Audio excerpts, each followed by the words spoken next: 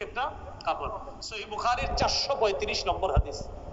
রাসূল সাল্লাল্লাহু আলাইহি সাল্লাম ইন্তেকাল করবে। আগের হাদিসটা শোনাইছি কি ইন্তেকালের দিন না ইন্তেকালের 5 দিন আগে? এখন যেটা শোনাচ্ছি ইন্তেকাল করবে। করবে মানে এই যে নবী যাবে দুনিয়া থেকে ওই মুহূর্তের হাদিস।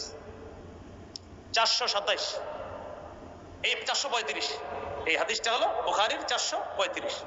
এই হাদিসের মধ্যে আসছে লাম্মা নুজিলা বিরাসূলিল্লাহি সাল্লাল্লাহু আলাইহি ওয়াসাল্লাম, নবী যখন মুমূর্ষু অবস্থায়, নবী যখন ইন্তেকাল করবে মুমূর্ষু অবস্থায়, কাদা ইয়াতরাহু খাবিসাতান আলা ওয়াজহিহি, নবী তার চেহারার উপর একটা কাপড় দিয়েছে, চেহারার উপর একটা কাপড় দিয়েছে।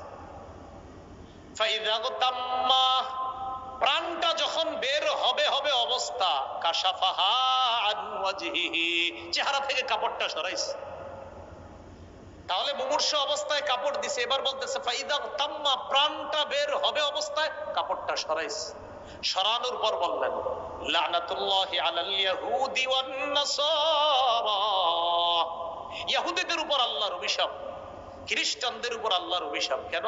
ইত্তাখাযু কুবুর আমবিয়াইহিম মাসাজিদা, তারা তাদের নবীদের কবরকে সেজদার স্থান বানাইছে। নবী বুঝাইতে চায় এই আমি কিন্তু চলে যাচ্ছি, সাবধান, আমার কবরকে কেন্দ্র কইরা এই জাতি উল্টাপাল্টা কাজ করবা না। তাহলে কি শিখলাম?